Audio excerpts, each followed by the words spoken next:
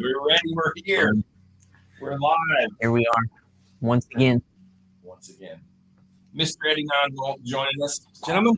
There you go. From There we Atlanta, go. Georgia. That's right, bro. I like ATL, man. Used to be just a turning. Used to just be training. Now it has really expensive food. That ain't really that good. You know, you saw it. it. Why are you trying to be casino and Man, those are some of the best food. it wasn't. That's right. We're just down here. Yeah. It's like dropping dessert. Hot springs. Ever been to hot springs? Man? I don't think so. It's like walking out people that were retired. It's out in the spring. We used to play this club on that scene. Used to go. It's a equipment or something. We'll fix it. You got the microphones. Derek, Hit the buttons. Hi, Derek. we have a good installation. Turn. What? It's just this. Oh, wait. Hold on. He did. Is it fixed now? Sort of. Better. Yeah, you guys are quite. There, that was First thing, Sound. Are we back? We should be good now. That was actually intended, just so you guys know. That's right. We like to Yes. It's right. Not just enough on guitar. David says it's better. All right. So, no, No. no. Damn it, John Jones. Turn one of your mics off. We might have to turn. Here, put this thing. Middle. We're turning that one. Here. I'll mute John for right now. There you go. Mute. Nobody needs that. Nigger McCheese. McCartney saying backwards. I was wrong. Wow. Sean, you're your sound man. Sean. They don't want that. Trust me. This would really be a casino live stream if we didn't have horrible sound for the first 30 man, you know, seconds. it's I mean, that's all right. That's a part of it, though. That's like a. Mary Cheese doesn't be trying swearing. get it. You could. That's fine. That's fine. That's true. I think you need to turn off the noise suppression. Oh, so you're doing that noise for yourself? Yes. Let's see. Okay, Okay, don't worry. We're gonna get it fixed, guys. Have some patience. You think it might be this? I mean, Oh, you can mute. Okay, no, sorry. That is weird. man, we had some horns on one of our records recently, and my brother hates it because he said it sounds like the cantina in Star. That's He says that John seems worse than Sean. Weird. Nothing else is different, right? no, It's gonna work. it's me, guys. It's Not Ed's. you. It's not you. Is this 9 or? The extra voltage. The extra voltage. Hey, so, ASL. Oh, Somebody said charade. oh, it sounds like concert parking lot. We're talking about with maybe we restart. the work. Okay, cool. If you can sign. Make enjoy. Look at that. Ray up here. Now that you're done, it's okay. We're working. We're working. I say really, it's here. I'm just sitting here. So. Sean is tired. Can you see it 2 times? Even that has a delay. Even an echo in the That's funny. Yeah. Sick. Well, Is yourself count? believe it or not. Chattanooga. Park. Real fast. Broad day. In the middle of not William. What? Not William. There's noise. That's the word. He's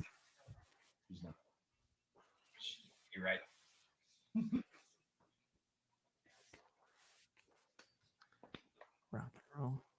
Yeah. Yes, we can sell. Oh yeah.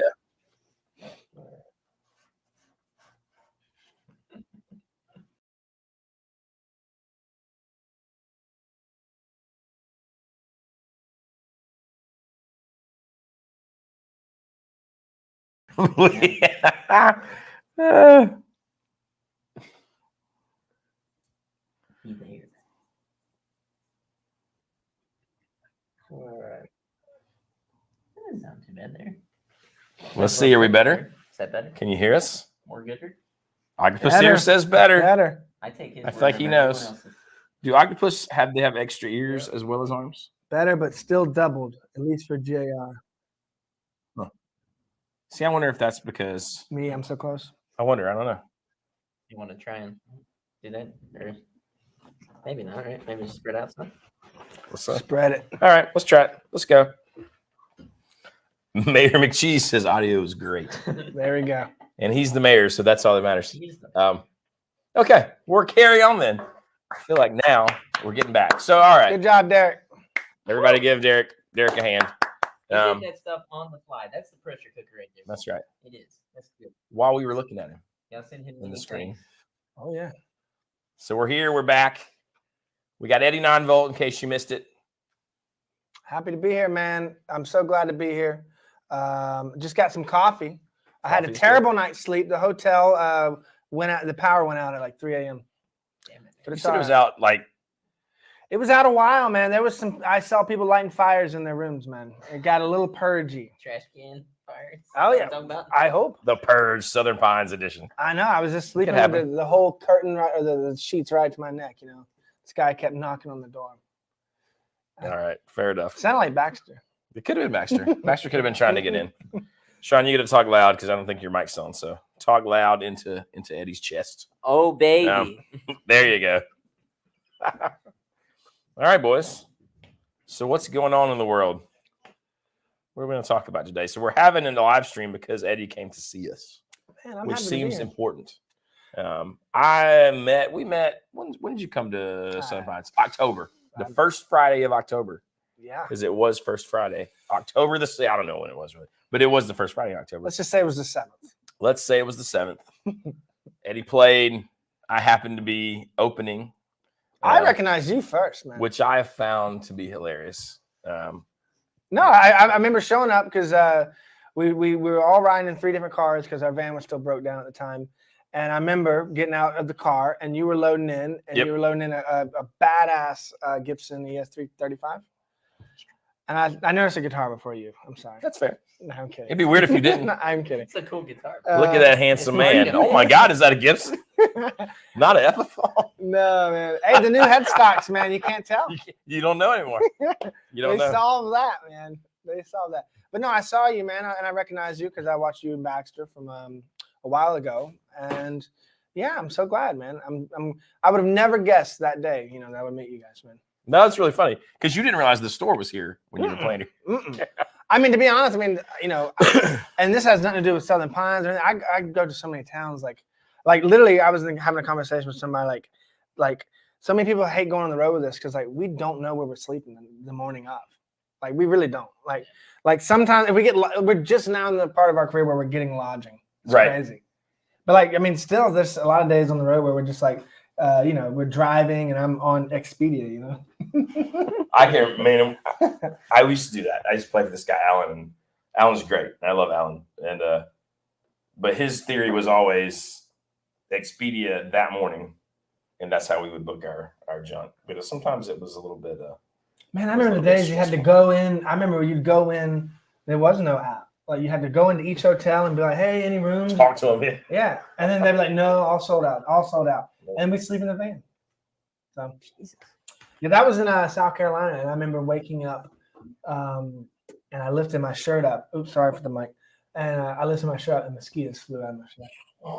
What's the worst lodging you've ever had?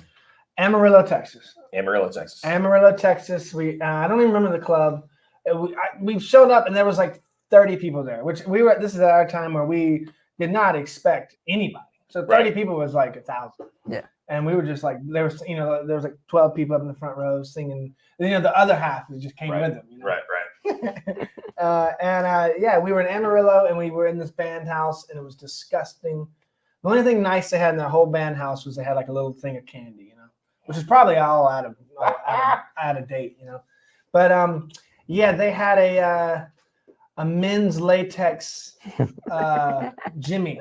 I told you this earlier. A Jimmy. I was taking a shower, and I was ready to leave the morning. I looked down, and there was one of those in the drain. I was like, why is my foot getting all little? Why is weird? I know, and I just saw that. So that was in Amarillo, Texas. There's been a lot though. There's been a lot of places. A lot of places are really nice.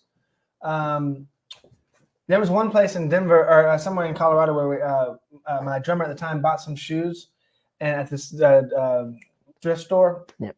Anyway, and so we were sharing the room, this place with the venue owners, and their dog comes rushing up to our top room, and it grabs those shoes. Both shoes in its mouth, and runs it down and throws them out the door. So we always said they were haunted or something. And he put them back in, and the dog kept putting them outside. That's And wild. it wasn't like maybe the dog was was very make sure you take it. Who knows? These things were. I think they were haunted. That could have been anything, dude. Yeah. So someone said in the comments, you guys don't ask the crowd for places to crash.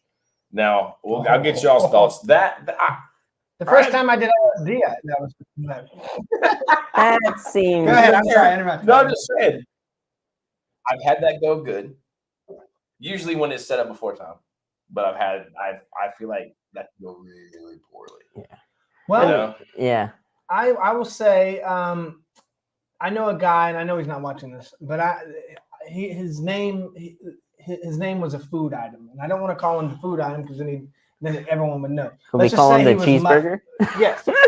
Let's just say his name was Muffin Man. Muffin Man. And he told us, he said, "Call me Muffin Man. I'm Muffin Man." Okay. Anyway, so yeah, it was somewhere I think in Tennessee, and this was right when we had no money. We were making $150 a show. We were making $300 was if we got $100 a piece, that was luxury. You're like, oh my god, yeah, right. And we saw this guy, and he was like, at the beginning of the show, he's like, if you need a place to crash, we're like, yeah, this guy's crazy. We're not gonna stay there. Lo and behold, because that's what we did. We had a guy in our band at the time. His name was Colin.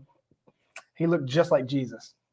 Had the long hair. So people were like, they felt comfortable with us. Sure. Which is because Jesus was there, man. Yeah.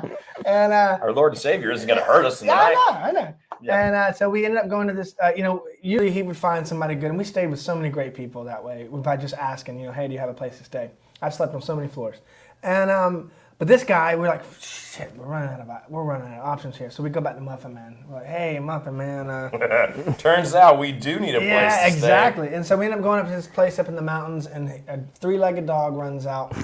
And we go downstairs. He's a very nice guy. And we ended up microdosing on LSD until like 6 a.m. And he was just showing us his band from the 90s. And in surround sound in his basement. Oh, my God.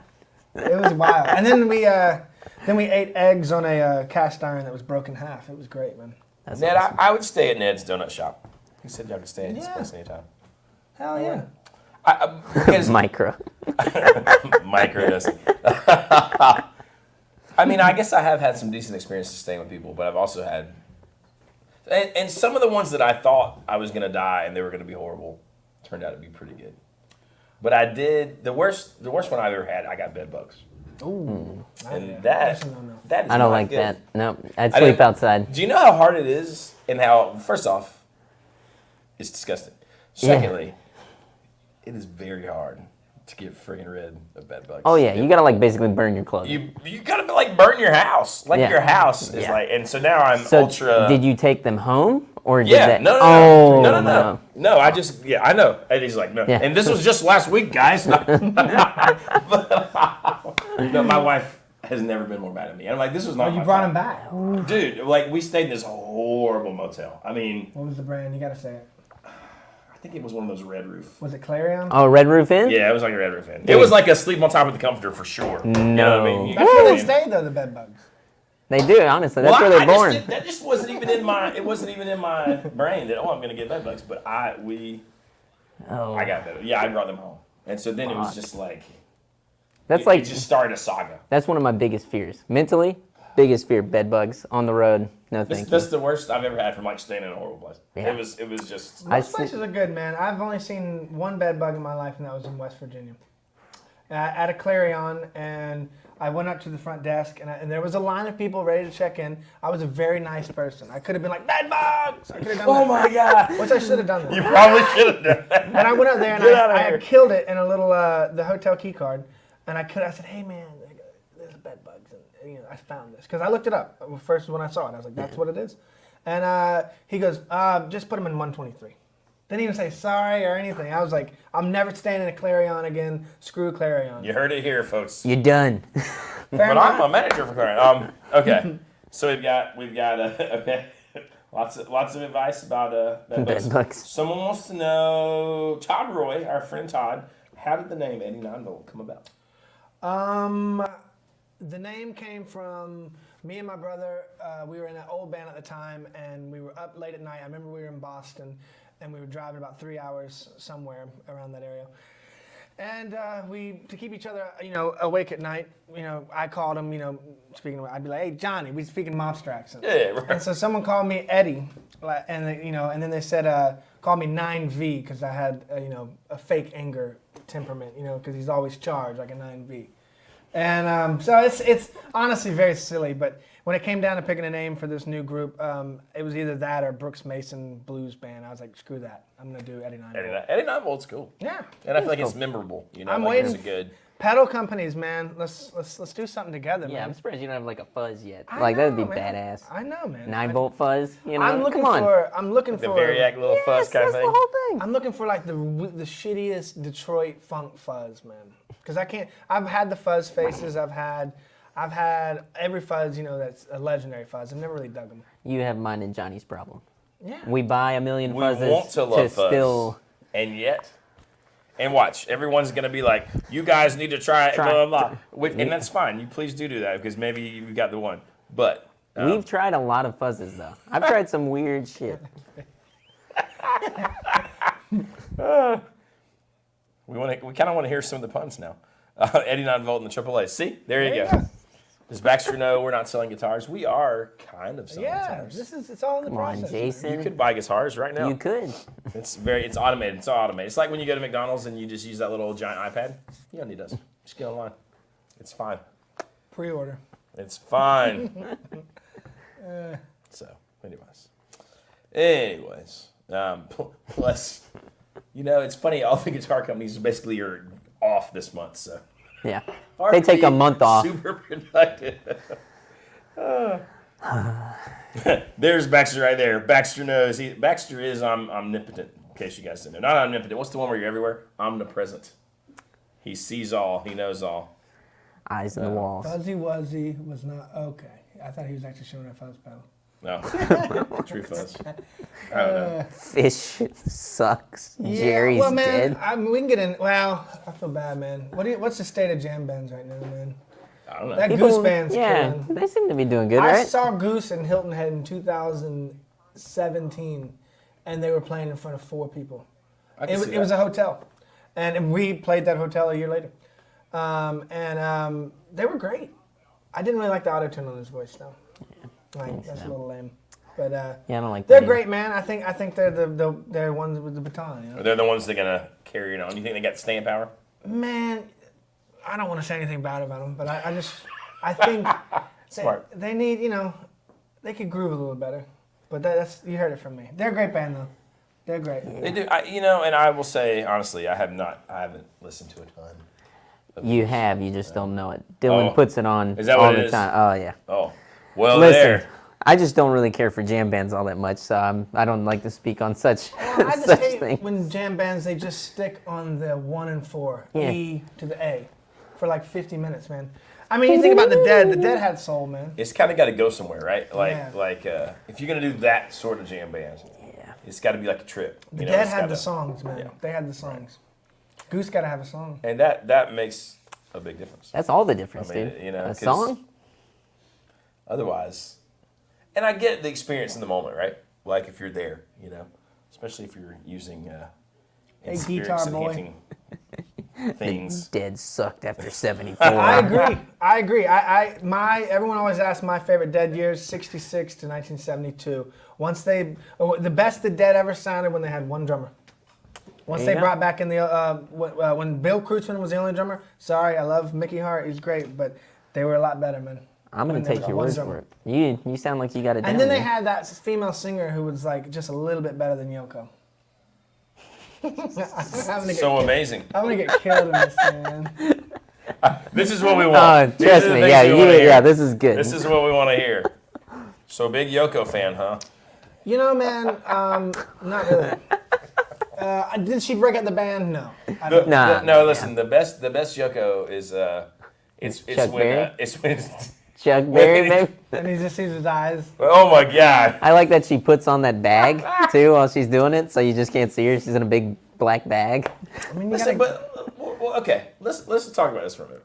So, Absolutely not. I would not let we're anyone. gonna talk about it. Now, listen. So you're John Lennon. You're married to Yoko. Obviously. Exactly. I knew what you were gonna cares ask. for her. Not a chance. I'm just saying, like, what do you think was going through John's head? Do you think he was just like trolling everyone before that was even a thing? Like, watch this, guys. Like, this is. I mean, because he had to know this is not pleasant, right? I think he was with so many women. I don't know. Why don't you mean that? I just mean when he would have her sing, right? Like, when he have her do her. Like, I thought you were gonna ask, would you do that in that situation? And I was like, hell no. I see what you're saying. Was it like viral in the moment? Like John had to know. Okay, this is not like good. Yeah. Probably. You know what I'm saying? Right? I don't think John was like, or was John just like, she's ahead of her time? I don't know. But I think, like, what do you think John's reasoning was there? I don't know. Greg gave it. I don't know. Donna G, she was great. What's your favorite John album? That really can narrow a lot of things. Mine is the Plastic Ono Band, the one where he's sitting on the tree. Hold on, John. I like John, that record. On. Love that record. Great record. Double Fantasy. I'm not really a big fan of that record. I'll pick Paul any day, though, man. I don't know, man. See, shit. I just talked to somebody about this the other day. They were like, George. I like, yeah, I used to love George, and then, I don't know, I kind of grew out of that phase. Who gets tired of Wah Wah when he says, Wah Wah? Yeah. Thank you. That needs to be addressed. I mean...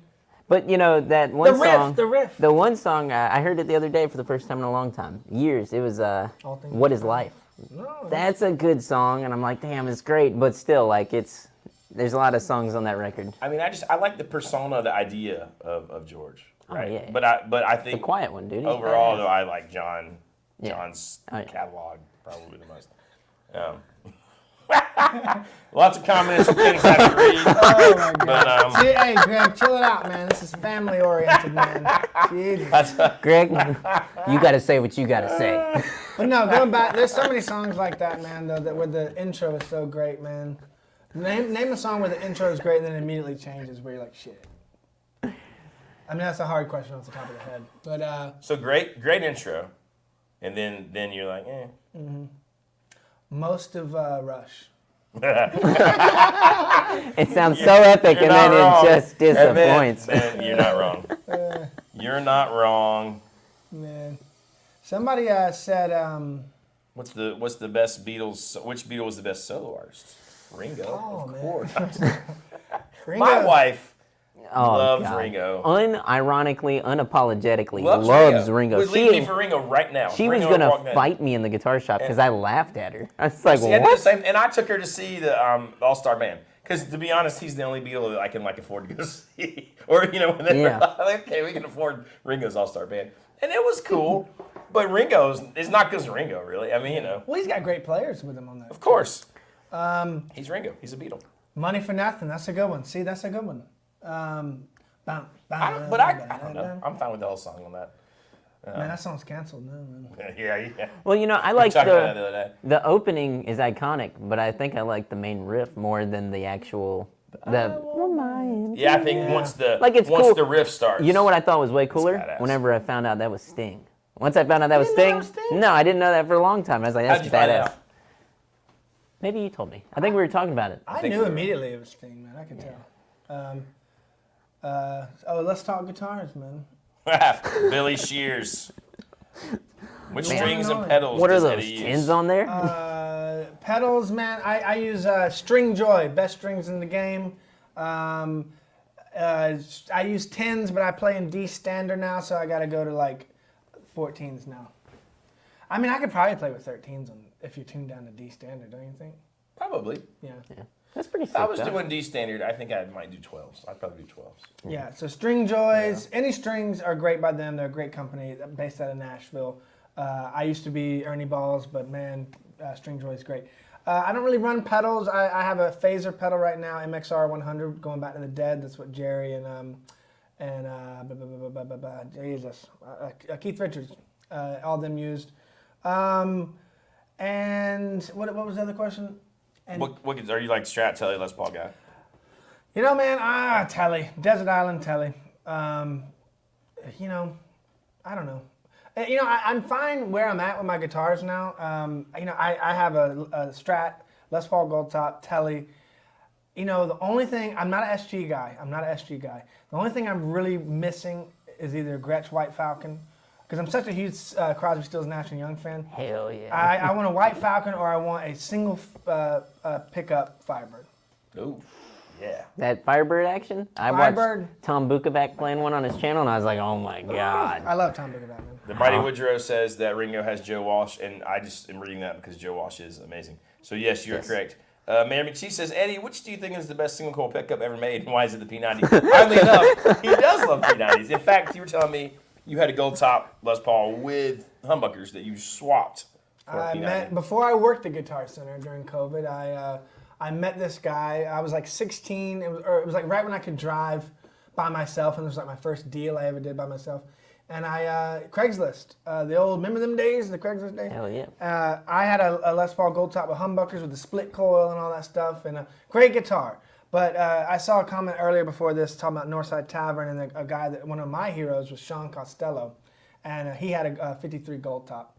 And I was just so fascinated and obsessed with Sean Costello, I had to have a Gold Top with P90s. It's funny, somebody just brought that up too. They were talking about it in the chat. Yeah. That's cool. They were like, is that why? And here you are. Yeah. Boom. And Sean That's why. Costello is my all-time, you know, I was a big fan of, you know, Metallica, all that when I grew up. But then when I saw, I never got to see Sean, unfortunately. Greg Goodman saw Sean. He used to work at Northside Tavern, by the way. But anyway, yeah, I had to have a P90 Les Paul. And then I found out Freddie King had one.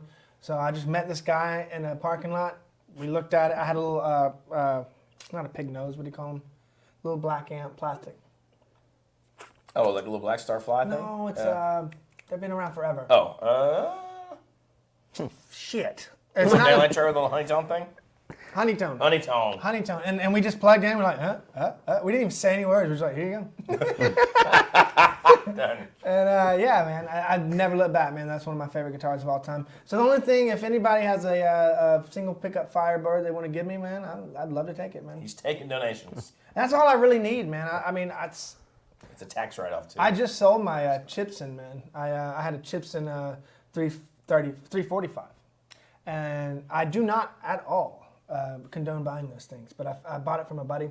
And I made a post on Instagram, and man, it was like, I posted about, you know, hey, I'm playing at this theater and whatever, 10 likes. And then I posted about my fake Gibson Les God. 345, 1,800 likes, 300 comments. Isn't that funny how people what they're care drawn not to. at all about you? And it was giving away 50%. It was 50%. I hate this. It's stupid. And there was 50%. You know, where's the link? So, but no, I sold it to a good a fan of ours, and he's gonna really love it, man. I just don't play it, man. I just don't play it. It's a great guitar. Mayor McShees wants to know, does weight play into which guitar you're playing? Do you ever think about that? Like, oh my God, the Les Paul's heavy, or It used to. When we used to play 4-hour gigs. That's when I would play a Strat. I got rid of I didn't play my Les Paul that much. It got put in the closet. Now we do like an hour 15 plus an encore. I play Les Paul. Doesn't matter. Yeah, you can do it. Yeah, I've just never thought a ton about weight. You know, even doing like long 4-hour sets with no breaks in Nashville. You like Zach Wild, man. I'm built. I have the frame to carry Les Paul. You have like you can play Thor's hammer. He's built. He's built different, Have you ever ladies seen and Jason gentlemen. Momoa? I feel like Jason Momoa is eventually going to transform into Rob Trujillo or whatever his name is. I hope that's true. I like to Just think a that's really true. big Hey, version. that's a big PR move for Metallica to get Jason Momoa. That would be. Damn. Now you said, did you just say you worked at Guitar Center? I did. We had that in common. How long did you work at Guitar Center? Oh God, enough to have proof of income so me and her could get an apartment. Fair enough. Fair enough. I had to get a job for proof of income because apartment companies, they do not care if you're a musician. They do not at all. They don't care about that. I made Not more even in one bit. music than I did at Guitar Center, man. Oh yeah. So how long did you do it? What was it, a year and a half, maybe? No, it was like 4 to 5 months. 45 minutes. Okay. So not very long. Yeah, I mean, I was the top seller, man. I used to be a bartender in Blind Willie's, which I'm going to be jamming on Friday at Cool. Blind Willie's, sitting in with a buddy. And the bartender, the old legendary Spike, he goes, you could sell ice to an Inuit. I could sell anything. And see, but going back to selling guitars and stuff, man, I would always pitch because there were so many guys in guitars, and I'm sure you had these guys. These people would come in, they want to buy their kid a guitar, Right. and they always reach for the top one. Right. And man, I would never do that to the intro people. I'd always give them a classic vibe. Yeah. I used to be that's like 12 years ago. Now I was the cover page for the North dude. Charleston Guitar Center. That's right. Damn, man. Good times. The gig leave was sweet. I mean, that was the best. Well, you could leave for gig. You could, because I've told this on here before, but like at the end, man, I was working like one day every other week, but I would still get everything at cost, So string, for me, it was like having a string deal, you know what I mean? Hell I would yeah. just be like, okay, 20 packs of strings, Dude, $40. It was, I went a little That's the crazy best with it, part. man. I was buying like I did too. U47 mics, and they were like, "Can you afford this?" I'm like, "Just bag it."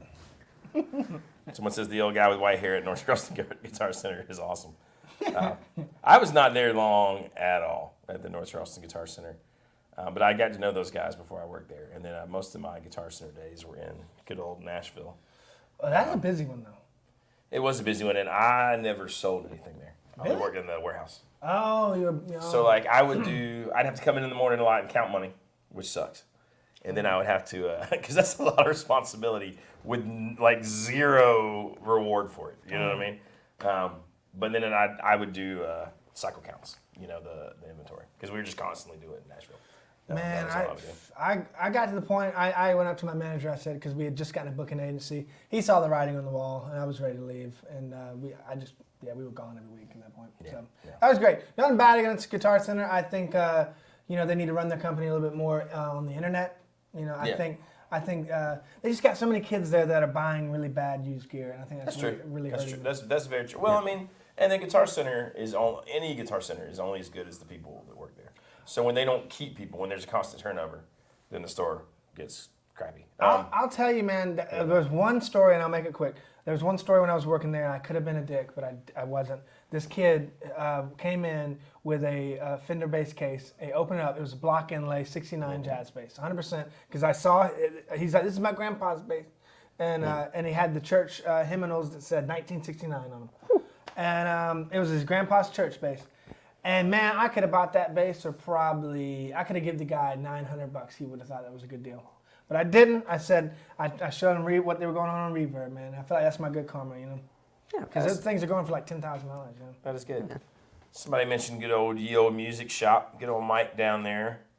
I know those folks a little bit, and I would say they are pretty darn good. And yes, mostly, often maybe slightly better than the GC. But and I have good friends who still do deals with the old music shop. What yeah. amp do you play through? There's the important question. Oh, speaking of which, just, Home Master Yeah, Pro. there's some Tone Master talk in there. I don't want to talk bad on them. man, I will. That's why we have guests. You Say what know, we're all thinking. I'll tell you this. I actually sold my buddy. I was with my buddy buying a Tone Master at the Guitar Center that I would end up eventually working at. And they were telling me about the pro coverage, and I was like, "Don't get the pro coverage. Don't get all that, because you don't really need it." No. Anyway. It's kind of a scam, yeah. Anyway, but here's the deal. I had a 68 Deluxe Reverb Silverface. My buddy had the Tone Master, and we would gig together, and every night he'd just be like, man, I don't know if it's a mind thing, because honestly, you turn me around, blindfold me, you play the different ones, I probably won't know. And at the end of the day, that's what it really matters. I will say this, put a gun to my head, I feel like the tube version has a little bit more balls. I think, well, like our friend Todd said, he's getting the Tone Master Deluxe. So there's a ton of situations where it's going to be fantastic. But yeah, if I'm playing in a club, I want the tube version because I do think it. Like when we've A-beat them, Yep. Tone Master can sound great, especially if you want to do the cranking it down to like 1 or 2 watts thing. But I'm eager about the Super Reverb one. That's one we've not had, Yeah. so we've not tried that The one. thing is, like you're saying too, it depends on what you're doing. Like if you're at home in an apartment, you need Right. to record. Having that DI out on the back, like that makes sense, But whenever you're gigging, I'm a big live loud amp in the room thing. Hey, call me It's situational, Call me when they have Super 6 Tone Master. Dude, there is one for sale in this area. The guy Super wants 6? $1,600 for it. I've been like this close to calling and be like, listen, we got to work something out. Because I've never even played one. I want to play one. Is it sick? You're going to have to repaint your house. I'm okay with that. Peeling the paint off the walls. I'm okay with that. They are very, very, very loud. Yeah, I mean, that's basically a twin reverb with 6 speakers. It's like a quad reverb, but, or they might be 100 watts. I don't know.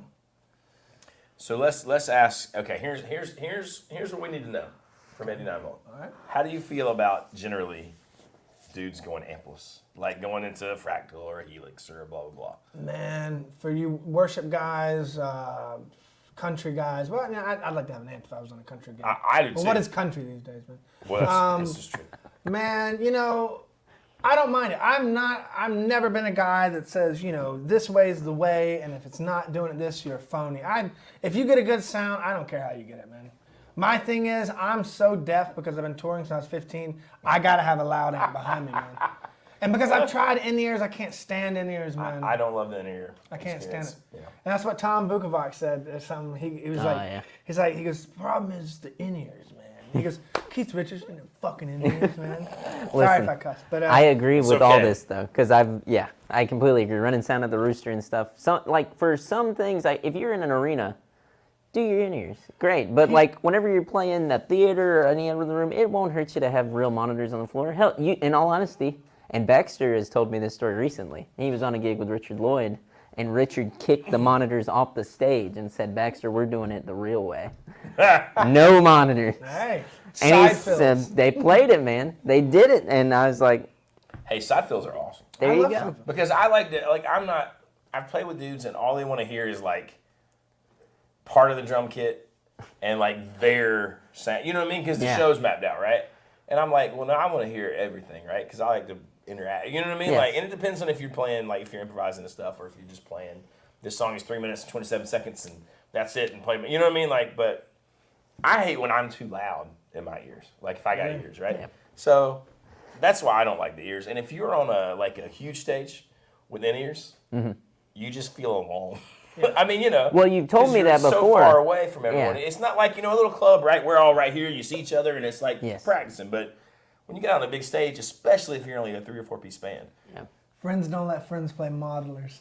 Hey, man, at the end of the day, man, yeah, they're pretty lame. Okay. Man, like this new Fender Tone Master Pro, like this, what is it, the Helix, the grandfather them all or Yep, whatever. yep. It's like $1,700, man. I can remember I had a Line 6 Spider. And that was one of the greatest things for kids coming up was the Line 6 it was Spider. amazing. Because you do the different song and then it determined you wanted to learn the kind song. of make it sound like it, right? Yeah. Well, I'll tell you, that's the ultimate thing that we sell in the shop with that stuff, is if you're buying something like that, buy it because you want to experiment with a bunch of stuff and then find what you really like. Because whenever you play the real thing, there is a difference. You feel it. You hear it. When you it's buy there. a custom shop Fender from Casino Guitars, they give you a free Line 6 Spider. That's Absolutely. right. Everyone. Sometimes Every they single kidney one. bean if we got them. Email Sean if you didn't get yours. That's right. He'll sort you right out. Okay, so here's a good one. I work in production music, and my Kemper saves me so much time. Being able to quickly find the amp I need, plug in and play is valuable. If I'm playing around, feel a real amp is hard to beat. So here's what I think. Like if you're playing on things where like in my brain, like an 89 volt record, I want real guitar amps. Like Yes. it's got to feel right because you probably maybe tracking live, right? But yeah, if you're just playing on something that's like a pop thing or like a modern country thing, and you just need grab a Telemaster or a Kemper or whatever and play in the box. I mean, like I do that. I would Now, do that. what but, I'll say too, and you and I think are going to fall into the same vein with this. I'm an idiot. There's something about owning the thing and being like, nah, that's the fucking thing, dude. And like, I know you got a lot of that too, where it's if you can have it, you want it. You're like, Yeah, I mean, my thing is if I see nothing wrong going to a session, plugging in and using that UA, the Tweed series. They have like the whatever those. I mean, the Champs. They have all that. You can move the mics around. Yes, it's crazy, man. I will say, but I used to do that when I didn't have the amps that I have now. In the studio at home, I have really tiny amps, so I can dime them and it's not loud. But I used to not have that, so I would go into like Ampire or what are they called now? Whatever. I know what you're talking about. Yeah, things, man. I feel like, guys, we have the right audience because everybody's like, yeah, I don't like in-ear. Because you get on some streams, right, and everyone's like, well, all pro bands use in-ears and tracks and clicks. And, that's where I feel like this panel of judges right here, we don't really work with any of that. Where it's like we put a click in your ear and it tells you when the chorus is coming. It's like, I don't want that. 3, yeah. 4. Man, I know a big band that uses that. I'm not gonna say the name because I want to try to open up for them.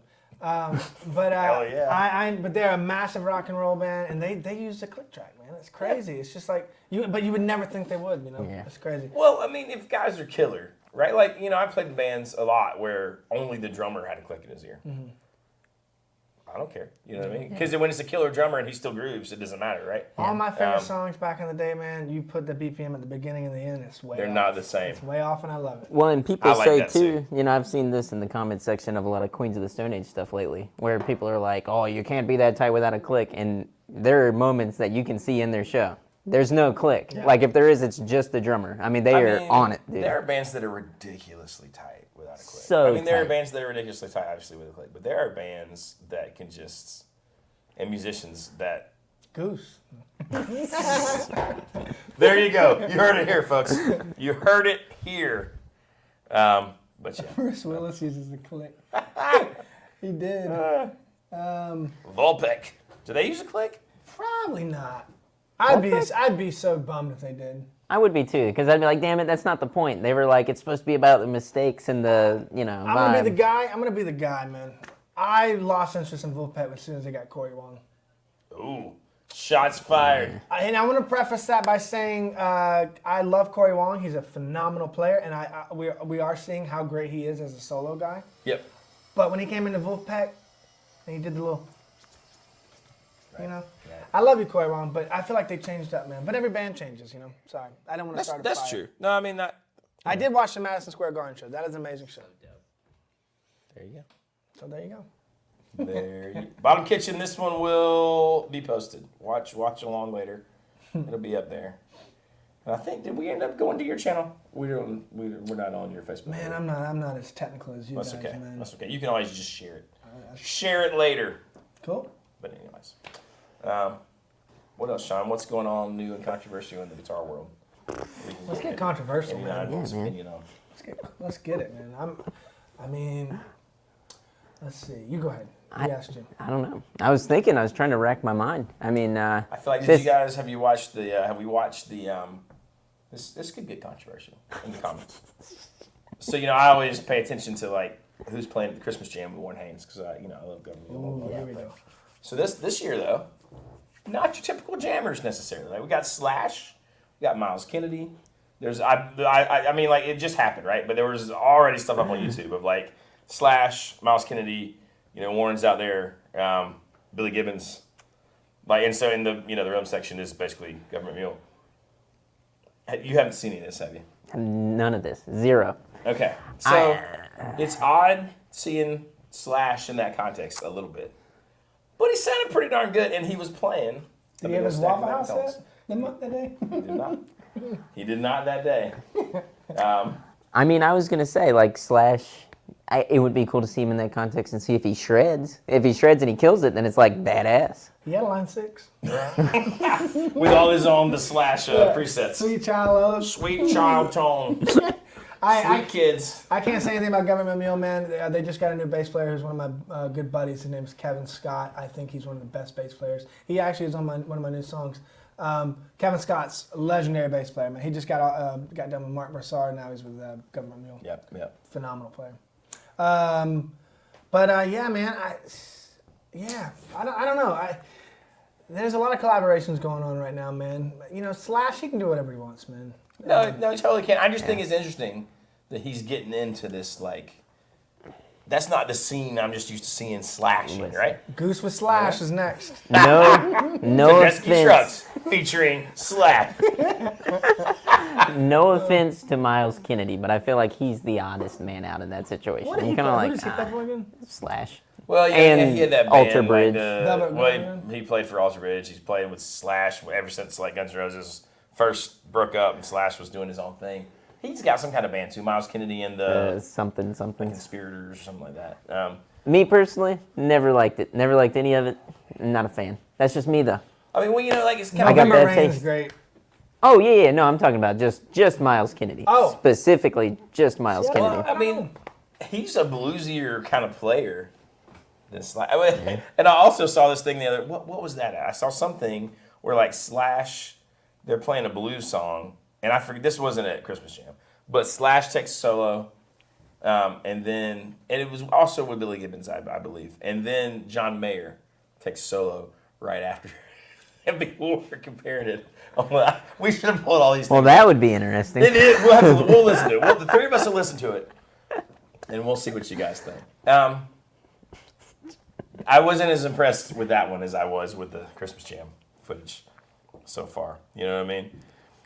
Now, the Mighty Woodrow says, let's not forget about all the other cats Slash Jam with the late 90s, Carole King, Michael Jackson. That's true, but they were all like the Michael Jackson thing, right? Like Slash was like being Slash. You know what I mean? Like he'd come out and do the thing and have the Mockingbird, and it was kind of like Hat. The whole being a thing. rock star. And like Slash is sort of the ultimate rock star. So that's what I'm saying. It's just kind of, in one way, it's like this weird curiosity, like what is Slash going to play in this context? Did they ever figure out if his number one guitar was a Gibson or not? I don't know. That was a bunch of controversy going around there. I remember seeing that, like maybe one of his main guitars was not actually a Gibson, but I don't know if that's. Wangs makes some impressive low-watt tube amps. Wang? I haven't heard Wang. that talked about. For a while, that was all I saw on Facebook or Wang? YouTube. Anyway. No, he's right. I saw somebody say about low watt tube amps, man. I had a Magnatone Varsity amp. 8 watt is basically like a champ with a little bit of steroid use. One of the old ones? Mm-hmm. Yeah. Sounds phenomenal, man. I miss that amp. Oh, the Mighty Woodrow says it was a copy, was not a real Gibson. Let's see the proof. So there you go. I believe him though, actually. But yeah, no, I don't know. I'm gonna need you all to go watch Slash playing these like jammy sort of things. Well, wait, was it really jamming? Because I saw one. Not really. Simple Man wasn't jamming, But We got okay. It wasn't like he was playing, Saint Stephen. no, this is true. I would love to see him do that, though. So they're asking, who taught you how to play? Any mentors? Anyone that you could, kind of throw up there? Schwartz. Hell yeah. No, The All Father. I feel that, brother. man, my uncle, I was a drummer at first, man. I was a drummer, and then I had to play a gig because the drummer was sick, so I had to play guitar and sing, and we played, literally it was a CCR tribute, basically, because that's the only thing I could learn. If you ever need to learn anything, I always say, go learn CCR. It's good. It's good stuff to learn. But man, just watching a lot of Randy Hansen. You know who that is? I do not. I don't like these copycat guys, which people in the comments probably say I'm a copycat, which I guess I am. But man, I'm talking about these tribute bands. I can't stand it, man. But Randy Hansen, check him out. People in the comments, if you know, you know. Randy Hansen is the best. You listen to him with your eyes closed, and he's the best Hendrix impersonator there is. Okay. All right. I'm checking him out. Where's he in Atlanta? No. I think he's from like Canada or something. So you just listen to him like online? Man, I listen to him play, hear my trainer coming, and then yeah. But Hendrix, Can Heat was one of my first favorite bands. Nice. I was so addicted to that whole 67 to 70, Altamont, Monterey pop, all that stuff. Anybody that was in that scene. Right. I just love late '60s music, man. It doesn't matter if it's blues, jazz, or Grace Slick, man.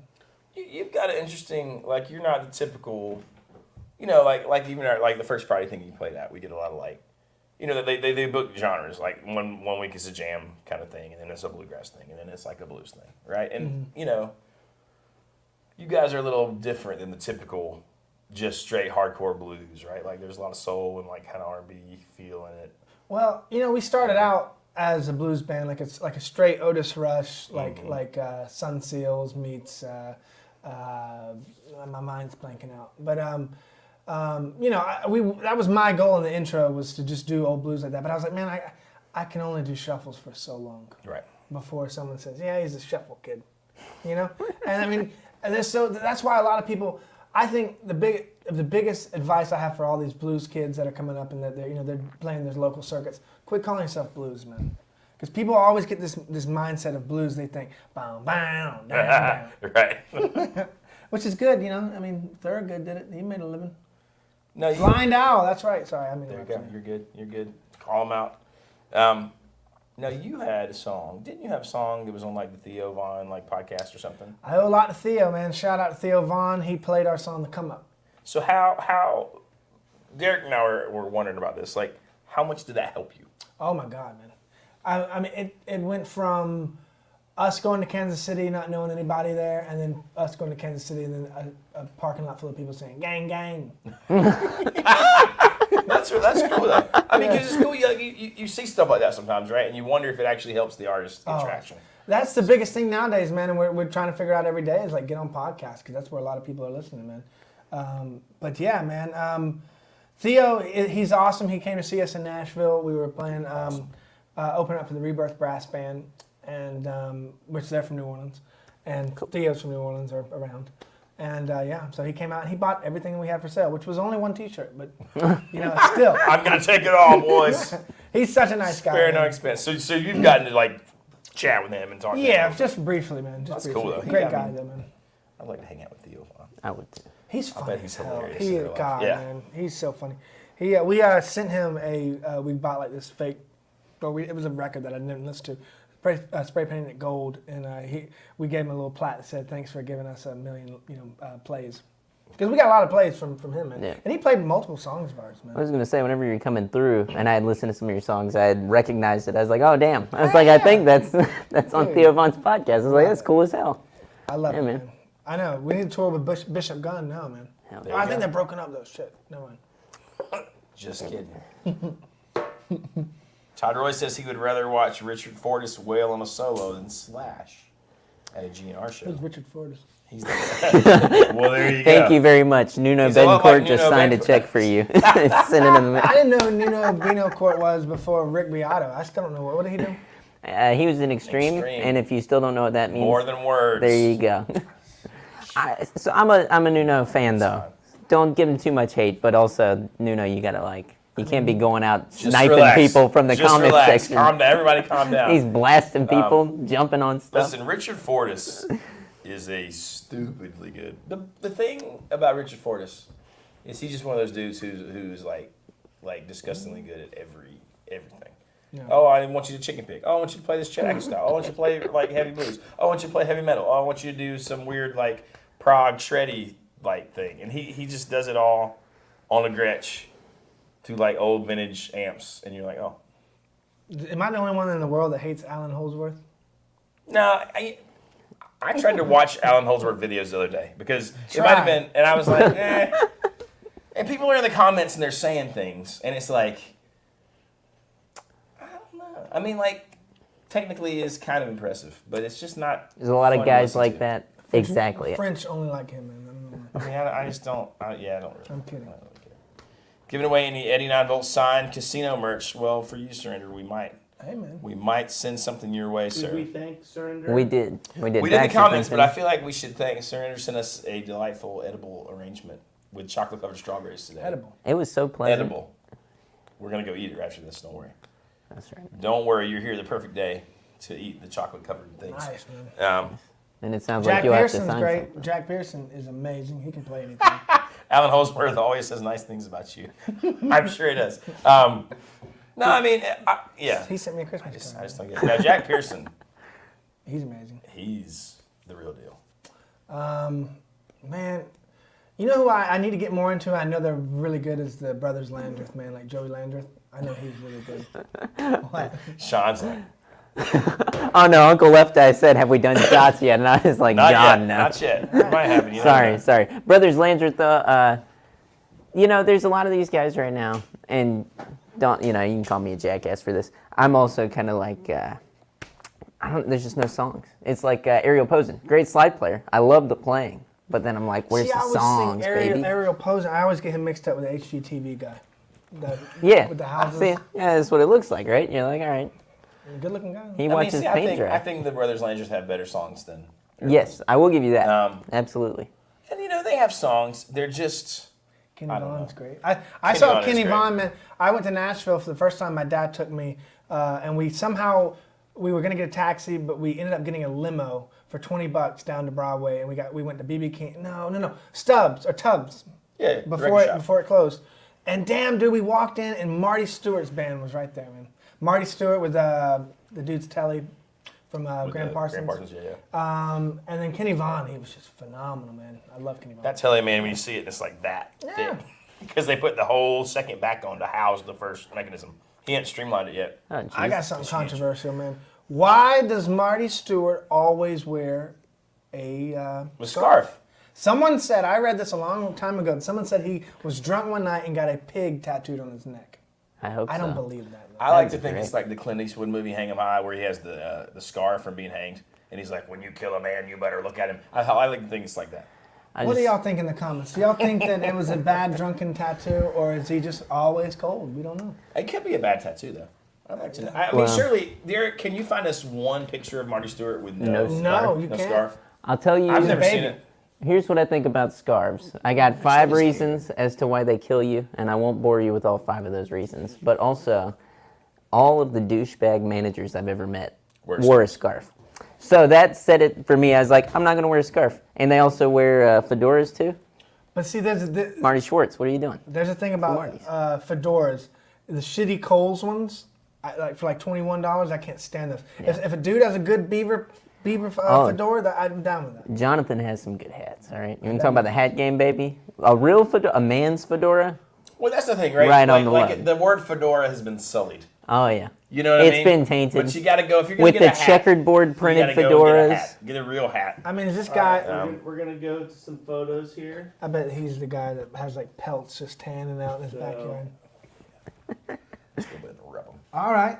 Okay, so look, here's some... there you go. See CGI, though. this could all be deep fakes. This is ChatGPT. This is AI generated.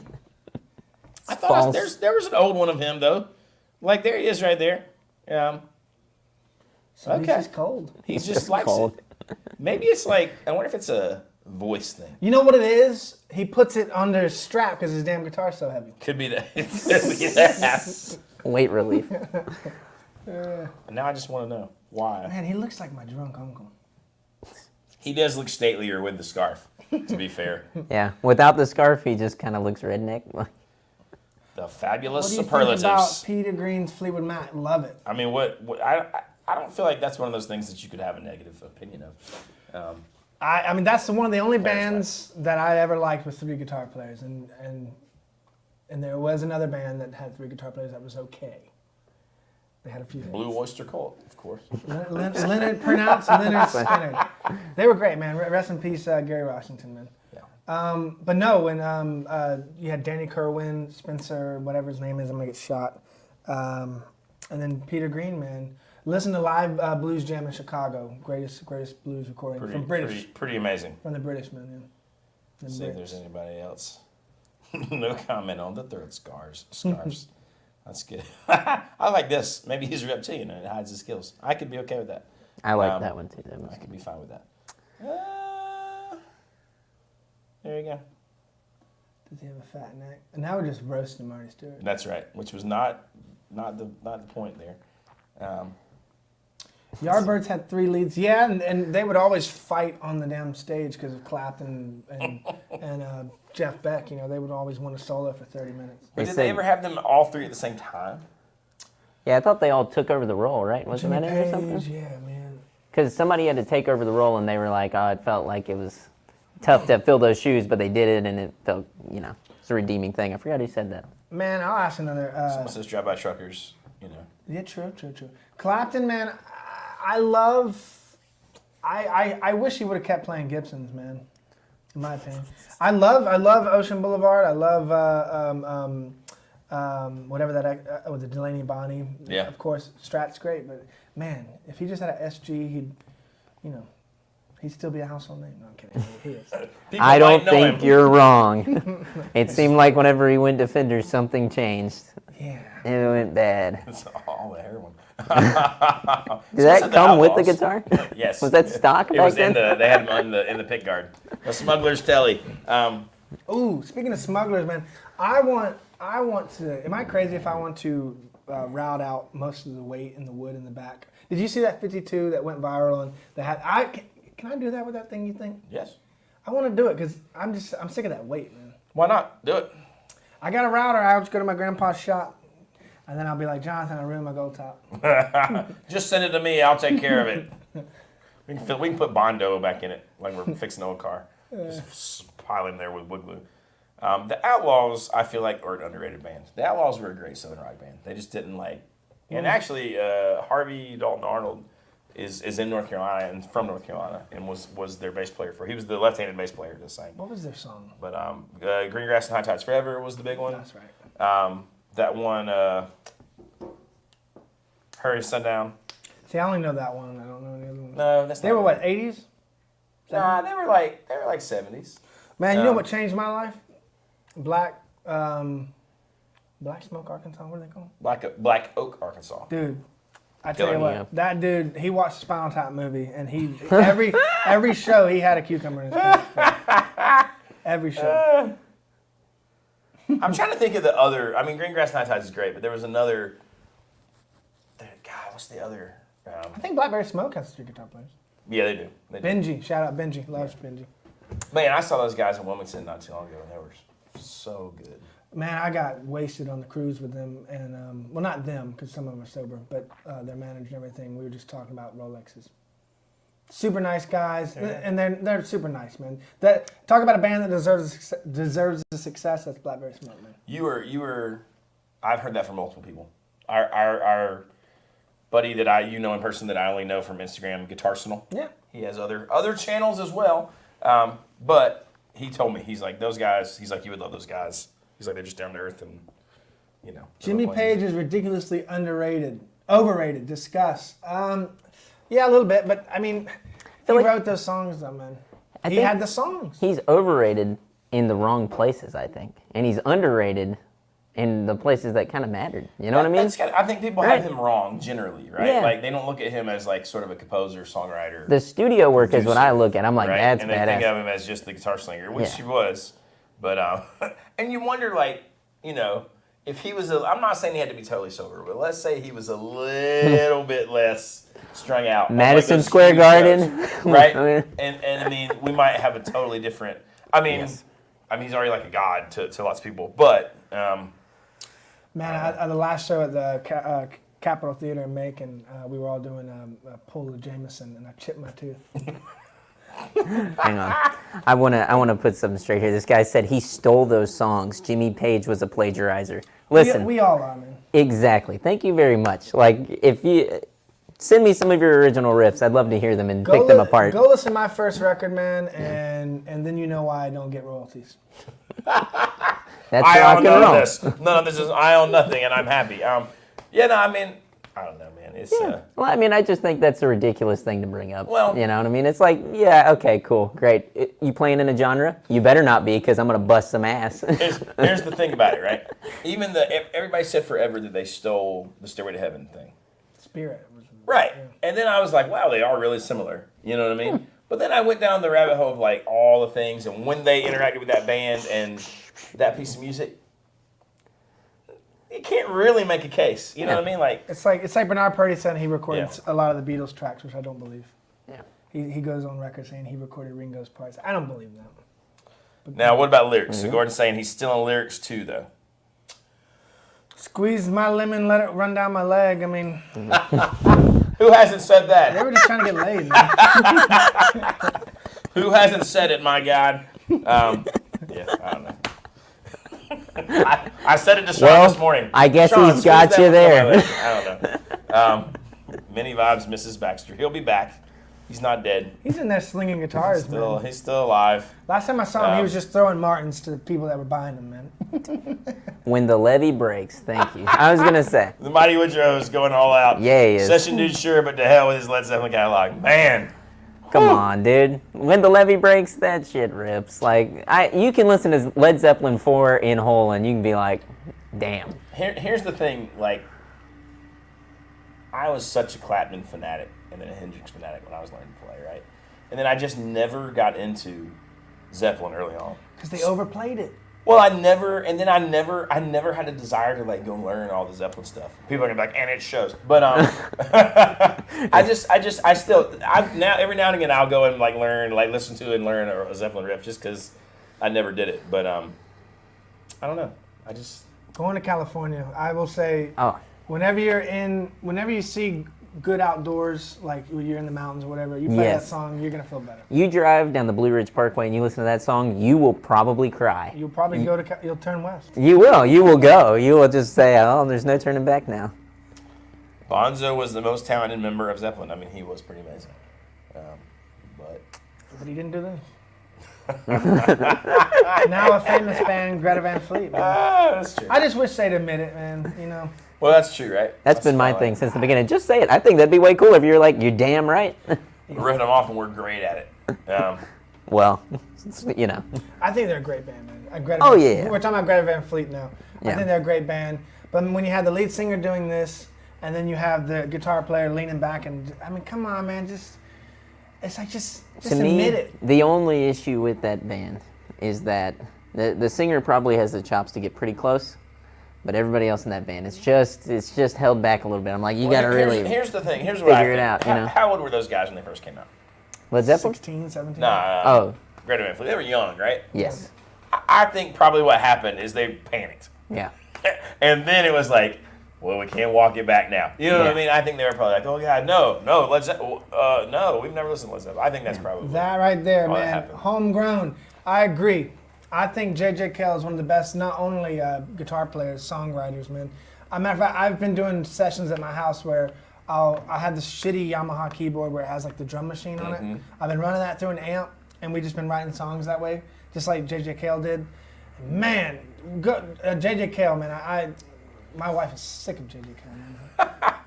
J.J. Cale is awesome. I mean, God, he's got a lot. I mean, there's so many great songs Cajun Moon. that you think of that are these classic rock bands that are actually J.J. Cale. I mean, talking about Clapton and Skinner and, I mean, it's just... Mayer's done Come to the Breeze, which that was a weird thing to do on, was it Come to the Breeze or did he do, yeah, he did, he did it, he does a lot of Cale stuff, man. So. That's a great song though. That's one of the few. If I hear it at the Blues Jam, I'm like, hell yeah. They do it right. I'm like, if that's it's done great. well, Yes, right. I'm like, whew. It's true. All true things. That's right. Whew. Now that we've offended everyone. That's right. I got more in the tank. Man, I tell you. They need to stop the LARPing. Listen, Eh, if you're gonna, listen, why tell them to stop? You got to start with Led Zeppelin. Tell them to stop, and then the guys before them too, and then you can go forward and tell Greta Van Fleet to listen, stop. if you can go That's on how it like friggin' works. like world tours and sell out big places, I do that kind of LARPing. I LARP No, that every day. stop the LARPing. Hey, Dude, that's a stereo wah pedal. Get over it. Who's your, Ben Durbin wants to know who your favorite slide player is. He actually hates the slide guitar. Slash. I'm just kidding. Um, Miles Kennedy, brother. Man. Elmore James, man. That's a good answer. Elmore James. Dwayne Allman's great. You know, I like Dwayne Allman. John Bollinger. Bollinger He's is good. stupidly good. He's good. I mean, stupidly good. For an interview, I wouldn't call him an interviewer, even though he is, but he's such a great musician, man. And he's done all sorts of stuff, man. He's legit. People don't realize that. There's you a know? guy I've been following on Instagram. Younger dude. His name is Clay. I'll have to find it, and we'll put him in the next live stream or whatever. but he's a younger dude, and I've watched him grow as a slide player, and he's a monster. What's the guy? His name is like he was just on some big YouTube channel. It might even have been, but he's playing like an offset, and he has the best friggin' slides home. What's And an he's offset? always playing like with these singers, and like they'll sing the line and then he'll do it on a slide. And he's got What's an offset? like a Jazzmaster looking guitar thing. Oh, John. Okay. Oh. Yeah, it's not. I don't think it is a Jazzmaster, but His name Dylan? no. No, never mind. Talking about Dylan Adams. Yeah. He's stupidly good too. I mean, ridiculously good. You know, those guys are just down playing around. Just you can just see him on any random night in Jacksonville. You know. God, I gotta think of that. I'll think of that guy's name. Danny Kerwin. You said Lil George Fleetwood Mac. was awesome. We talked about him earlier. I mean, there's a lot of, you forget how many good slide players there actually are. Champ versus Blues Jr. I mean, you can't really take a Champ to a small gig. No. And well, you can mic it, but if I had to pick, But you're not hearing it. You know what I mean? Yeah. It's lost. yeah, I'd pick a. I mean, honestly, just to resell it, I'd pick a Champ. I mean, Champ's cool if you're like recording, right? Yeah. But Yeah, you know, man. One of my guitar players who actually plays with me, he bought a Relic Blues Jr. really? It had like a little coffee stain on the top of it, and that was Relic. And they got his cat to like put catnip on it. Please tell me it was the tweed one. Yeah, Like, yeah. Oh, that'd be It'd terrible. be terrible if it's the That'd But be- it's just black it's just Solex. black It just Solex. Yeah, if you kind really of look, smells you like can see cat it. piss now. It's Um, like, great, thanks. Johnny Thackeray. I mean, I always say it, man. Dusty McCook, that's actually the guitar player who had the Relic Blues Jr. He's an amazing slide player. He played, if I'm not trying to shameless plug, but if you go listen to, we did a Johnny Jenkins cover in Capricorn Studios where the Allman Brothers cut with Johnny Jenkins back in 1969. In the same studio we cut that song, and there's a video of it. And Dusty, he's playing slide, and man, he's a phenomenal player, man. Awesome. Check out Dusty McCook. Michael Doak from the Rick Fowler Band. Apparently, we need to check out. Jimmy Thackeray. Lots of good suggestions on here. Well, yeah, man, I like it. You guys got a lovely comment section, man. A lot of knowledge in this. We thing. have some great folks. And right as you said that. Somebody said Danny Gadden. Danny Gadden would always do that thing where he would shake up the beer and drink it, and then play it, and it would get all over his guitar, and then he would play with the towel while he was wiping the neck off, which is I mean, the whole thing is kind of ridiculous. Like, it's like a bit, obviously, but it was kind of ridiculous. I recently heard something about where Danny Gatton would put on a fresh pack of strings, and did you hear that? And And the cigarette ash and beer and stuff. Yeah. he'd go to an ashtray and he'd get the cigarette ash and rub it on the thing. That was like Joe Bonamassa talking about it, wasn't it? I think so. It was on. He would know, man. He would know. I love Joe, man. He's a would great know. guy. So you've done Joe's Blues Cruise. I have, man. Joe has been very helpful to me. I've played Joe's rig, man. I've played his 59 through Dumbles and high-powered twins, and I couldn't help. I peed a little bit, man. It was just that loud, man. It vibrates your organs, man. I don't know how he does it. You know, the most embarrassing part is when he gave me his guitar to play, and I had a 59 Les Paul Gold Top in my hand. You know what I did? I did the Hendrix bend. The bow bow. And as soon as I did it, I was like, should I just end it right now, man? Because I could It's see over. Josh Smith was looking at me. He was just like this, and Joe was like this, and I was just like, I'm just gonna give it back. But he's a great guy, man. It's cool because we talked about Joe Bonamassa all the time. He says Joe Bonamassa's cringe. I will say this, man. I'll say this. When I was 14 and I was a blues purist and I had to be Skip James and all that shit, yeah, I thought Joe was, whatever he was. But honestly, I didn't understand it until I went to Joe's show and I took a CBD brownie, which I thought was CBD, and it was actually THC. Perfect. And Hell yeah. And I will say this, man. It's the closest thing I can describe it to. It's like watching a famous violinist from back in the 1500s. I can understand that. I can see that. And I mean that. I mean, he's so amazing, and it's not too loud, to be honest. And the band is so great. He's got a new band now. And Josh, just go because Josh Smith's there, man. Josh Smith God, he's a good player. Yeah. And in a different way than Joe Bonamassa, right? Like they seem very different to me. But yeah, I mean, his new album, and I'm not trying to plug Joe Bonamassa or anything. His new album's really good. He did like the Blues Deluxe reissue. Yeah. But I mean, He's definitely a live player. Go catch him live. I don't really listen to his records. They're good, but I just don't. Well, it's neat to hear that from someone who's actually experienced, like not just gone to a show, but like you've hung out with him, you've played his rig, you've played on shows. Well, he was so nice, man. I mean, after the show, I was so worried about the brownie, man, because he told me to meet him after the show, and I was so worried because I was like, I'm still stoned, and like, so he was at like this Coliseum at the in Augusta, and I walked around the Coliseum. I missed about 30 minutes of his set because I was just like, I'm sobering up, because I don't want to be a toad in his bus, you know. And so he called me on his bus, and he gave me some great advice, man. That's awesome. Great guy, man. That's very, very awesome. Yeah. Someone said Bonamassa and Gales seem like they would be fun together. I mean, they're fun to listen to. Have you done much with Eric Gales? No, but I'll tell you, I opened up for Robert Randolph one time, and Eric Gales was on bass. Playing an upside-down P bass, dude. Ridiculous. I mean, that's pretty cool. It was like some kind of like one-off show, and like the promoters didn't market it very well, and there was like literally 200 people in the audience, and it was just the wildest thing ever, man.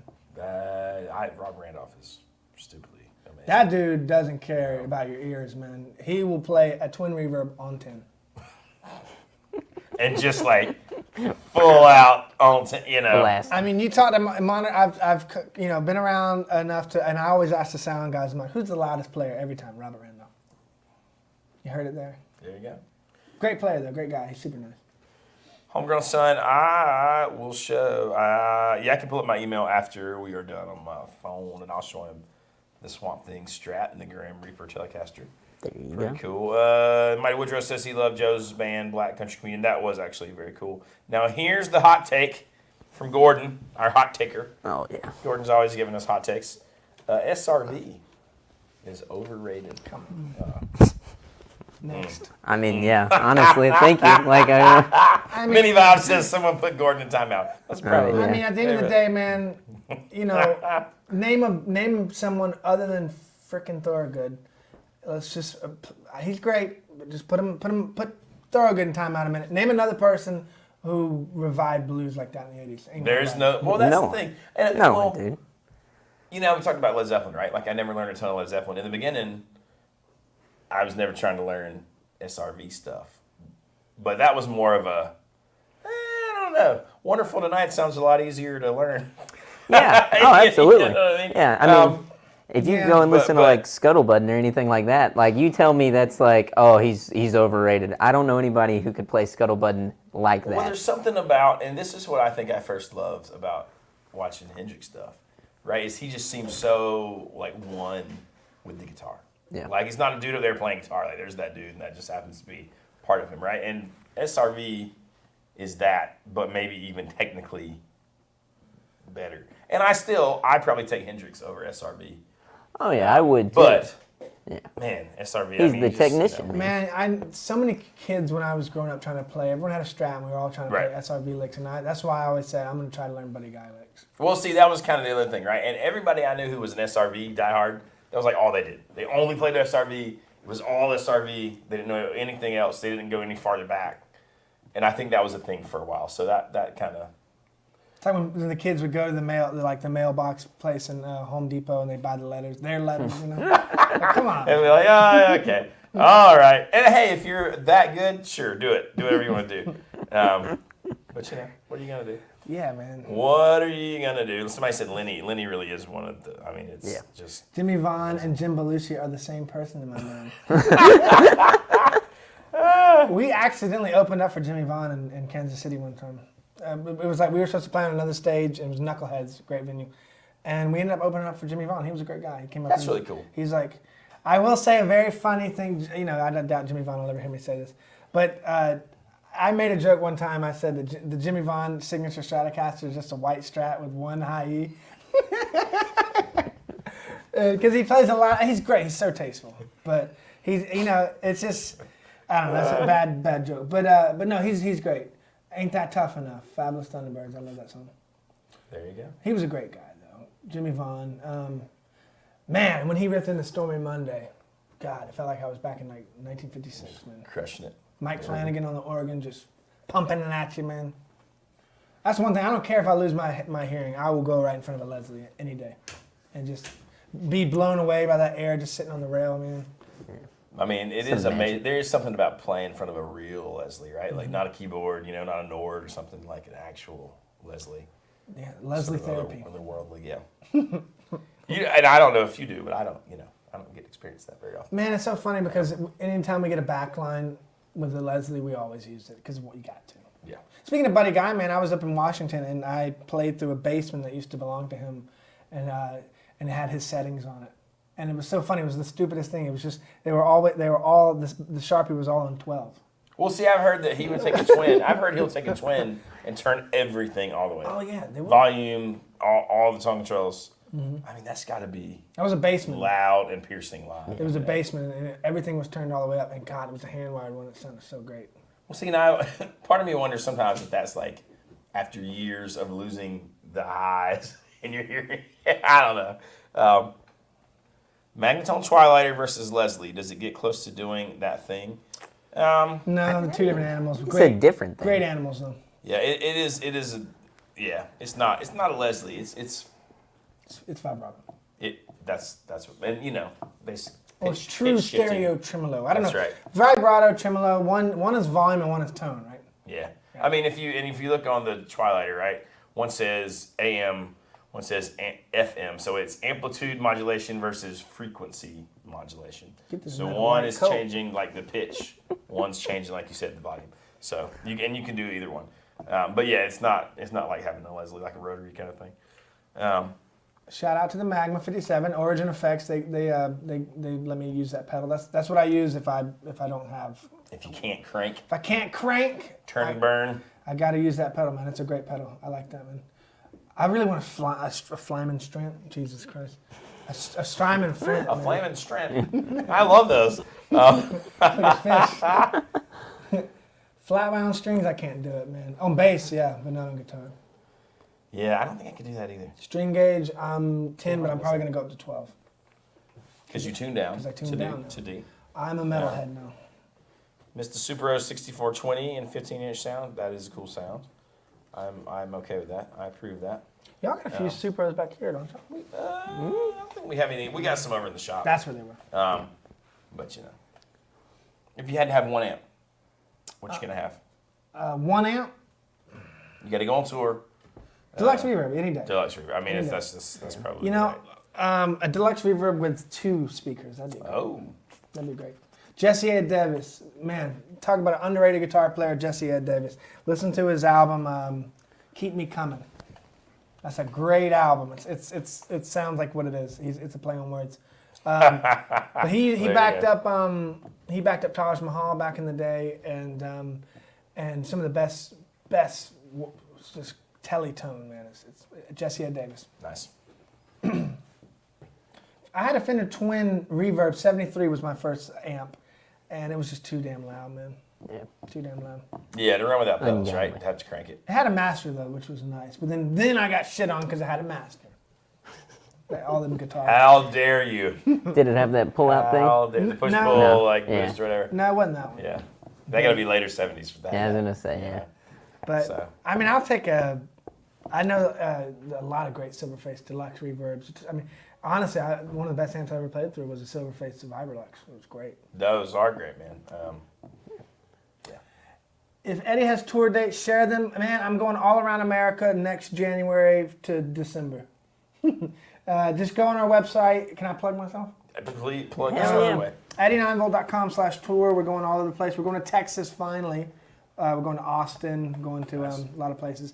So yeah, man, buy a ticket. Come out, see us, man. Come out. What's your website, or where can they find all those dates? Where should they look? What's the best place to look? www.eddie9v, like the battery, .com/tour. Easy. Easy, man. We keep it easy. Easy. What are some of the small tube amps you alluded to in your home studio? Going back to the Magnetone Varsity is a great amp. You can buy them for relatively cheap. I had a Gibson Les Paul Deluxe amp. Mm-hmm. Those used to come with the Les Paul Juniors. Yep. It might be Les Paul Junior amp. Anyway, those things are basically a clone of a Champ. I bought mine for $300 and I sold it because I needed to pay rent. And then I literally just checked them recently and they're selling for $1,200 now. Woo. So get those small amps before they go. I mean, anything Fender like a Champ. Even in that condition, that thing's probably what, $3,000. But you can find little old like you said, the Gibson ones, or like a lot of Valco, Supro. I haven't gone down that wormhole yet of the Supros yet, man. It's pretty cool. It's pretty fun. I got heavy into that, and we've talked about that kind of stuff. Somebody says any London dates going back to London? Yeah, we haven't been to London yet. We just got back from Europe, and we did not stop in London, and a lot of people are a little PO'd, but we have a lot of stuff coming in London and in UK. So stay tuned. That's going to be next year. Awesome. Luther Dickinson of Mississippi All-Star Band. Love him, man. Pretty amazing. Luther's, and I met him in Washington or somewhere. I think it might have been Tipitina's. He was a super nice guy, man. He had like this bag. He looked like he had a upright bass. He had like this bag that had like 6 guitars in it, and he looked like this like old he looked like the guy on the front cover of the Led Zeppelin album. With the little hair in the straw or there on his back. And I don't know how he got on a flight with that thing, man, but he was crazy. That is kind of amazing. Luther's great though, man. He told me I have a song called Little Black Flies, and he goes, and he told me, he goes, man, anybody that can talk about domestic violence and homicide in a soul tune, you're all right. There you go. Thank you, Todd Roy. We shall see you later. Pleasure, Todd. We're probably getting ready to wrap this thing up here. We've been on for an hour and a half, 90 minutes. It goes by fast, man. It goes by very fast. It goes when by you're fast. I'll have to come up and do it again, man. I'd love to. You definitely need to come up. We need to get you here. I know you played. You played First Friday. We need to get you doing a show like in a club or something. I would love to, man. What is it? You said the Neon Rooster. I'd love to play, man. We maybe even working on some things this coming year with maybe some like live recording opportunities. Hey, man. So maybe we can get you. It's not like y'all need you need the amps. Y'all have that already. We could backline a decent show. So that could be a lot of fun. Any speaker preferences? I don't know, man. Whatever's in them. Whatever's in the amp. As long as it produces noise. I don't know about speakers, man. Celestion Jensen, I don't know. I've never been that one that's like, it's got to have a greenback from '69, the blue Vox ones, I don't know. If I play an amp and I like the way it sounds, I generally leave it, right? You know what I mean? Yeah. I know that from playing different ones with Celestions in them, I think I prefer Celestions. But we were talking about how good those 68 custom reissues, the Silverface reissues are. I think part of what makes me like them more is they have Celestions. That amp fell out of the back of our van in LA, and I went to the show and it still worked. Like literally tumbled. I didn't have a case for it. I mean, that's pretty good. I dropped my basement like that one time. And it like flipped end over end off of an amp stand that the sound guy and I argued about me using. And he was like, no. And when it did it, man, it flipped backwards. And those little hooks on those amp stands caught in the back of the amp, and it went bam, and then it flipped with the whole stand. The stand smacked on top, and then it almost fell off the stage backwards. This was in Savannah, Georgia. Did you beat his ass? I was the most pissed I've ever been. I had to give myself a timeout. Like we put Gordon in timeout, I had to take my own self for a timeout. Did you get a call from Fender Relic Custom Shop? I didn't, but hey, my amp, plugged it back in, started it up, and it was totally fine. Fender amps, man. So there you go. And that's pretty important when you're out playing because you need your things to work after they fall. Play guitar for us. So I don't know how I do that. Don't worry, we're gonna do some demos. So you're gonna hear some 89-volt playing guitar here. Man, I already see the guitars in there that I want to play. Coming out. Man. So be on the lookout for that. Like we said, be on the lookout for 89-volt coming. He's everywhere. So wherever you are, he's gonna be coming near to you. Right. So look on his website, 89volt, 89v.com. Oh, check it out. Thank you, brother. Check it out. Rock and roll. Thank you guys so much, man. Let's play some guitars, man. We're going to play some guitars. But anyways, thank you guys for hanging out with us. Click like, click subscribe. Hit the bell. This man. Hit the bell. Get on the board, man. These guys work hard, man. They bust their ass in this industry, man. That's true. Go check him out and wherever you're playing, man. Hell of a player, man. I paid him to I haven't heard you yet, man. Oh, no good. No good. Keep me on the bass or behind the soundboard. All right, we'll see you guys later. Thanks again.